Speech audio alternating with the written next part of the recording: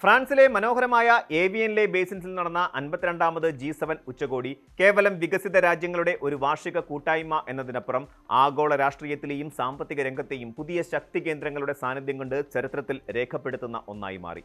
ഈ ഉച്ചകോടിയിൽ ഔട്ട്റീച്ച് പങ്കാളിയായി പങ്കെടുത്ത ഇന്ത്യൻ പ്രധാനമന്ത്രി നരേന്ദ്രമോദിയുടെ സാന്നിധ്യവും അദ്ദേഹം നടത്തിയ ഉഭയകക്ഷി ചർച്ചകളും ഇന്ത്യയുടെ വർദ്ധിച്ചുവരുന്ന ആഗോള സ്വാധീനത്തിന്റെ വ്യക്തമായ തെളിവാണ്.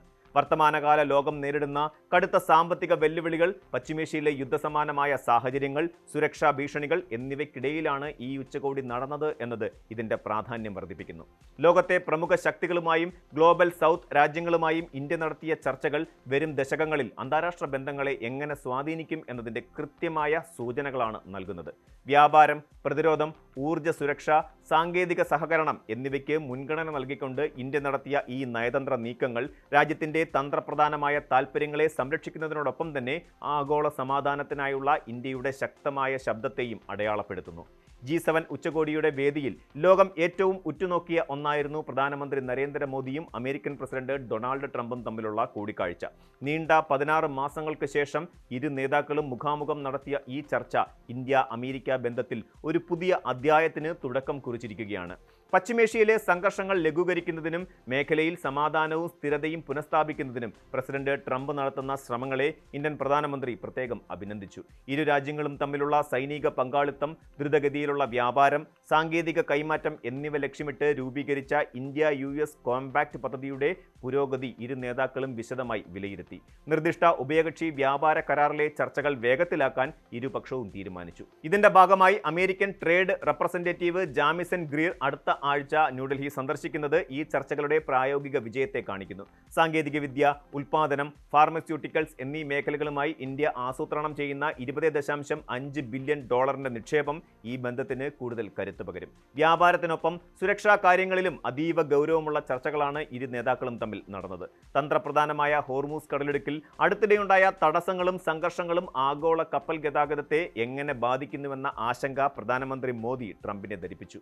ഈ മേഖലയിലെ അസ്ഥിരത മൂലം ഇന്ത്യൻ പൗരന്മാർ ഉൾപ്പെടെയുള്ള സാധാരണക്കാരായ കപ്പൽ ജീവനക്കാരുടെ ജീവൻ നഷ്ടപ്പെട്ട സാഹചര്യത്തിൽ സമുദ്രപാതകളുടെ സുരക്ഷ ഉറപ്പാക്കേണ്ടതിന്റെ ആവശ്യകത ഇന്ത്യ ശക്തമായി ഉന്നയിച്ചു. ഇന്ത്യയെ ഒരു കടുത്ത ചർച്ചക്കാരനെന്നും എന്നാൽ തനിക്കും അമേരിക്കയ്ക്കും വളരെ കാലമായുള്ള വിശ്വസ്ത സുഹൃത്താണെന്നും വിശേഷിപ്പിച്ച ട്രംപ് സുരക്ഷാ കാര്യങ്ങളിൽ ഇന്ത്യക്കൊപ്പം തങ്ങൾ ഉറച്ചു നിൽക്കുമെന്ന് ഉറപ്പു നൽകി. പ്രതിരോധ രംഗത്തെ സഹകരണം കൂടുതൽ ശക്തമാക്കുന്നതിനോടൊപ്പം പുതിയ വെല്ലുവിളികളെ ഒന്നിച്ച് നേരിടാനും ഇരു രാജ്യങ്ങളും തമ്മിൽ ധാരണയായിട്ടുണ്ട്. ഇന്ത്യയും യുണൈറ്റഡ് കിങ്ഡവും തമ്മിൽ ദീർഘകാലമായി ചർച്ചകളിൽ മാത്രം ഒതുങ്ങിയിരുന്ന സ്വതന്ത്ര വ്യാപാര കരാർ ഒടുവിൽ അന്തിമ രൂപത്തിലെത്തി എന്നതായിരുന്നു ഈ ഉച്ചകോടിയുടെ ഏറ്റവും വലിയ സാമ്പത്തിക വിജയങ്ങളിലൊന്ന്. ബ്രിട്ടീഷ് പ്രധാനമന്ത്രി കീർ സ്റ്റാർമറുമായി പ്രധാനമന്ത്രി മോദി നടത്തിയ ചർച്ചയിലാണ് ഈ ചരിത്രപരമായ തീരുമാനത്തിന് അംഗീകാരമായത്. വരാനിരിക്കുന്ന ജൂലൈ 15 മുതൽ ഈ കരാർ ഔദ്യോഗികമായി പ്രാബല്യത്തിൽ വരും. വിപണിയിലെ നികുതികൾ കുറയ്ക്കുന്നതിനും ഇരു രാജ്യങ്ങളും തമ്മിലുള്ള സാങ്കേതിക വിദ്യ കൈമാറ്റം എളുപ്പമാക്കുന്നതിനും ഈ കരാർ വഴി തുറക്കും. ഇരു രാജ്യങ്ങളുടെയും തൊഴിൽ മേഖലകളിലെ ചലനാത്മകതയും വിസ ചട്ടങ്ങളിലെ ഇളവുകളും ഈ കരാറിന്റെ ഭാഗമാണ്. ഇരു രാജ്യങ്ങളും തമ്മിലുള്ള ദീർഘകാല സഹകരണം ലക്ഷ്യമിട്ട് തയ്യാറാക്കിയ വിഷൻ 2035 എന്ന തന്ത്രപ്രധാനമായ റോഡ് മാപ്പിന് കീഴിലാണ് ഈ സ്വതന്ത്ര വ്യാപാര കരാർ നടപ്പിലാക്കുന്നത്. ഇത് ഇന്ത്യൻ ഉൽപ്പന്നങ്ങൾക്ക് ബ്രിട്ടീഷ് വിപണിയിൽ കൂടുതൽ പങ്കാളിത്തം നൽകുന്നതിനോടൊപ്പം ബ്രിട്ടീഷ് നിക്ഷേപങ്ങൾക്ക് ഇന്ത്യയിൽ പുതിയ വാതിലുകൾ തുറക്കുകയും ചെയ്യും. കഴിഞ്ഞ കുറച്ചു കാലമായി ഇന്ത്യയും കാനഡയും തമ്മിൽ നിലനിന്നിരുന്ന കടുത്ത നയതന്ത്ര അസ്വാരസ്യങ്ങൾക്ക് വിരാമമിടാനുള്ള നിർണായക ശ്രമങ്ങൾ ഏവിയൻ ഉച്ചകോടിയിൽ ദൃശ്യമായി. കാനഡയുടെ പ്രധാനമന്ത്രി മാർക്ക് കാർണിയുമായി പ്രധാനമന്ത്രി മോദി നടത്തിയ ഉഭയകക്ഷി ചർച്ച ബന്ധങ്ങൾ പുനഃസ്ഥാപിക്കുന്നതിൽ വലിയൊരു വഴിത്തിരിവായി മാറി. ഇരു രാജ്യങ്ങളും തമ്മിലുള്ള സാമ്പത്തിക ബന്ധം കൂടുതൽ ആഴത്തിലാക്കുന്നതിനായി കോംപ്രഹെൻസീവ് ഇക്കണോമിക് പാർട്ണർഷിപ്പ് എഗ്രിമെന്റ് അഥവാ സെപ്പ കരാർ 2026 തന്നെ പൂർത്തിയാക്കാൻ ഇരു നേതാക്കളും ലക്ഷ്യം വെച്ചിട്ടുണ്ട്. ഊർജ്ജ സുരക്ഷാ രംഗത്തുള്ള സഹകരണത്തിനായിരുന്നു ഈ ചർച്ചയിൽ മുൻഗണന ലഭിച്ചത്. ദ്രവീകൃത പ്രകൃതി വാതകം അതായത് LNG, ദ്രവീകൃത പെട്രോളിയം വാതകം അതായത് LPG എന്നിവയുടെ ഇറക്കുമതിയും ആധുനിക സാങ്കേതിക വിദ്യയ്ക്ക് അത്യന്താപേക്ഷിതമായ നിർണായകമായ ധാതുക്കളുടെ വിതരണ ശൃംഖല ശക്തമാക്കുന്നതിനെക്കുറിച്ചും ഇരു നേതാക്കളും വിശദമായി സംസാരിച്ചു. പ്രതിരോധ രംഗത്തും ഇന്റലിജൻസ് വിവരങ്ങൾ കൈമാറുന്നതിലും കൂടുതൽ സുതാര്യതയും കടുത്ത സുരക്ഷയും കൊണ്ടുവരുന്നതിനായി general security of information agreement ചർച്ചകൾ ആരംഭിക്കാൻ ഇന്ത്യയും കാനഡയും സമ്മതിച്ചു. ഇത് ഇരു രാജ്യങ്ങളുടെയും സുരക്ഷാ ഏജൻസികൾ തമ്മിലുള്ള ഏകോപനം വർദ്ധിപ്പിക്കും. ഇതിനെല്ലാം പുറമെ പടിഞ്ഞാറൻ അർദ്ധഗോളത്തിൽ ഭൗമ രാഷ്ട്രീയപരവും തന്ത്രപരവുമായ സഹകരണം വിപുലീകരിക്കുന്നതിനായി റൈസിന, അമേരിക്ക, അമേരിക്കാസ് എന്ന പേരിൽ ഒരു പുതിയ അന്താരാഷ്ട്ര വേദിയുടെ രൂപീകരണവും ഇരു നേതാക്കളും ചേർന്ന് പ്രഖ്യാപിച്ചു. കാനഡയിലെ ഭരണമാറ്റത്തിന് ശേഷം ഇന്ത്യയുമായുള്ള ബന്ധം മെച്ചപ്പെടുത്താൻ അവർ ആഗ്രഹിക്കുന്നു എന്നതിന്റെ വ്യക്തമായ തെളിവാണ് പ്രധാനമന്ത്രി മാർക്ക് കാർണിയുടെ ഈ സജീവമായ ഇടപെടലുകൾ. യുക്രൈൻ പ്രസിഡന്റ് വ്ളാഡിമിർ സെലൻസ്കിയുമായി പ്രധാനമന്ത്രി മോദി നടത്തിയ കൂടിക്കാഴ്ച ആഗോള ശ്രദ്ധയാകർഷിച്ചു. റഷ്യ യുക്രൈൻ യുദ്ധം ആരംഭിച്ചതു മുതൽ ഇന്ത്യ സ്വീകരിച്ചിട്ടുള്ള നയതന്ത്ര നിലപാടുകളുടെ തുടർച്ചയായിരുന്നു ഈ ചർച്ചയിലും പ്രതിഫലിച്ചത്.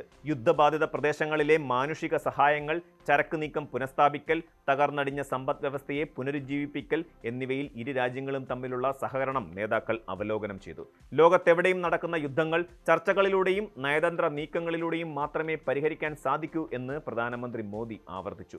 ഇന്ത്യ എപ്പോഴും സമാധാനത്തിന്റെ പക്ഷത്തായിരിക്കുമെന്നും മനുഷ്യന്റെ സുരക്ഷയ്ക്കാണ് തങ്ങൾ പ്രഥമ പരിഗണന നൽകുന്നതെന്നും അദ്ദേഹം സെലൻസ്കിക്ക് ഉറപ്പു നൽകി. അന്താരാഷ്ട്ര തലത്തിൽ പക്ഷം ചേരാതെ സമാധാനത്തിനായുള്ള മധ്യസ്ഥ ശ്രമങ്ങൾക്ക് ഇന്ത്യ തയ്യാറാണെന്ന സന്ദേശമാണ് ഈ കൂടിക്കാഴ്ചയിലൂടെ ലോകത്തിന് ലഭിച്ചത്. G7 രാജ്യങ്ങൾക്ക് പുറമെ പശ്ചിമേഷ്യൻ, ആഫ്രിക്കൻ, ഏഷ്യൻ മേഖലകളിലെ പ്രമുഖ നേതാക്കളുമായും പ്രധാനമന്ത്രി മോദി ചർച്ചകൾ നടത്തി. United Arab Emirates president Sheikh Mohammed bin Zayed Al നഹ്യാനുമായി നടത്തിയ ചർച്ചയിൽ ഹോർമൂസ് കടലിടുക്കിലെ സുരക്ഷ തന്നെയായിരുന്നു പ്രധാന വിഷയം. അന്താരാഷ്ട്ര കപ്പൽ ചാലുകളിലൂടെയുള്ള ചരക്ക് നീക്കം തടസ്സമില്ലാതെയും സുരക്ഷിതമായും നടക്കുന്നുണ്ടെന്ന് ഉറപ്പാക്കേണ്ടത് ഇരു രാജ്യങ്ങളുടെയും ആവശ്യമാണ്. ഇതോടൊപ്പം ഈ വർഷം അവസാനം ഇന്ത്യ ആതിഥേയത്വം വഹിക്കാൻ പോകുന്ന ബ്രിക്സ് ഉച്ചകോടിയിലേക്ക് UAE പ്രസിഡന്റിനെ പ്രധാനമന്ത്രി ഔദ്യോഗികമായി ക്ഷണിക്കുകയും ചെയ്തു.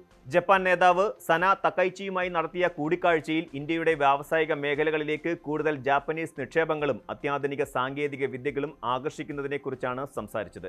ആഫ്രിക്കൻ ഭൂഖണ്ഡത്തിലെ സുപ്രധാന പങ്കാളിയായ കെനിയൻ പ്രസിഡന്റ് വില്യം റൂട്ടോയുമായുള്ള ചർച്ചയിൽ ഗ്ലോബൽ സൗത്ത് രാജ്യങ്ങളുടെ വികസന മുൻഗണനകൾക്കാണ് പ്രാധാന്യം നൽകിയത്. അടിസ്ഥാന സൗകര്യ വികസനം, സാമ്പത്തിക വളർച്ച, ജനങ്ങളുടെ ശേഷി വർദ്ധിപ്പിക്കൽ എന്നിവയിൽ ഇരു രാജ്യങ്ങളും ഒന്നിച്ച് പ്രവർത്തിക്കും.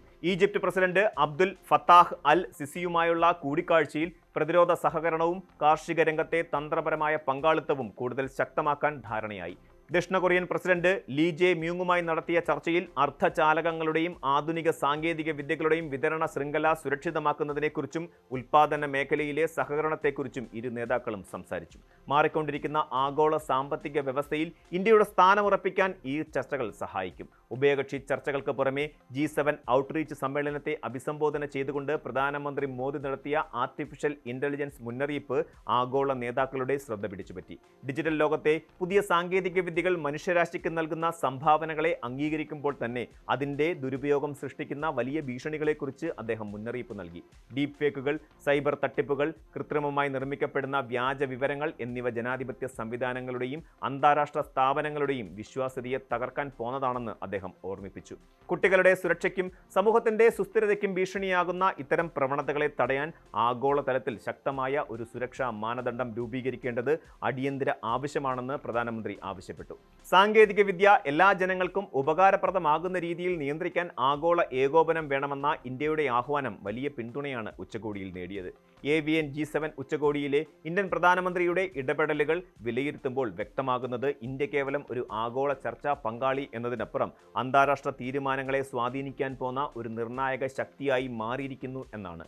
അമേരിക്ക, ബ്രിട്ടൻ, കാനഡ തുടങ്ങിയ വികസിത രാജ്യങ്ങളുമായി സാമ്പത്തിക പ്രതിരോധ കരാറുകളിൽ ഏർപ്പെടുമ്പോൾ തന്നെ ഗ്ലോബൽ സൗത്ത് രാജ്യങ്ങളുടെ ആവശ്യങ്ങളെ ആഗോള വേദികളിൽ ഉച്ചത്തിൽ വിളിച്ചു പറയാൻ ഇന്ത്യക്ക് സാധിക്കുന്നുണ്ട്. പശ്ചിമേഷ്യയിലെ സുരക്ഷാ വെല്ലുവിളികളും സാങ്കേതിക ലോകത്തെ പുതിയ ഭീഷണികളും കൃത്യമായി ചൂണ്ടിക്കാണിച്ചുകൊണ്ട് ഇന്ത്യ നടത്തിയ ഈ നയതന്ത്ര നീക്കങ്ങൾ രാജ്യത്തിന്റെ താൽപ്പര്യങ്ങൾ സംരക്ഷിക്കുന്നതിൽ പൂർണ്ണമായും വിജയിച്ചു എന്ന് പറയാം.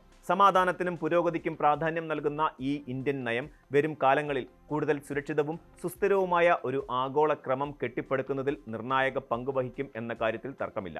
നയതന്ത്രത്തിന്റെ ഈ പുതിയ വഴിയിലൂടെ ആഗോള നേതൃത്വത്തിലേക്ക് ഇന്ത്യ നടത്തുന്ന മുന്നേറ്റം ലോകത്തിന് പുതിയൊരു പ്രതീക്ഷയാണ് നൽകുന്നത്. കൂടുതൽ വാർത്തകൾക്ക് News 18 Keralam YouTube channel subscribe ചെയ്യുക.